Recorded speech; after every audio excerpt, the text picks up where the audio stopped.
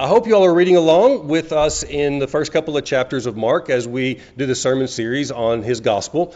I want to give you a couple of more things to look at as you're reading along, and the first one is this. So often we think of people as sort of all the same. We think, what are Northerners like, or what do Southerners think about so-and-so?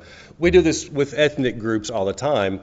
But we also know that that's really not the case. No one is the same as another, and we're all very different. That's the gospel, especially here in Mark.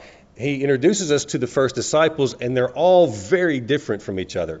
Look at verses 16 and 18, where it talks about Simon and Andrew. They were casting nets into the Sea of Galilee, apparently from the shore.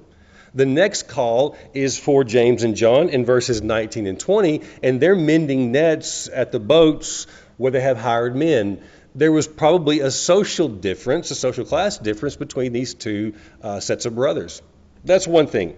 The other is this. Then we have in 2:14, Matthew, a tax collector, someone collecting taxes for Rome. Well, that's not something Simon would have liked. In other Gospels, he's a zealot, someone who fought against Rome. So again, very different people, all gathered within the inner circle of Jesus' group. Here's the second thing I would love for us to look at. It talks about following immediately. They all left immediately. So often we think of Jesus' call as an invitation, sort of like to dinner. Would you like to join me or not join me? But that is absolutely not the way these calls worked in this book. It's not the language used by Mark. In these, the call was, get behind me now. The moment has arrived now. Come on, hurry up. There's something to do now. The kingdom of heaven is here. It was urgent call.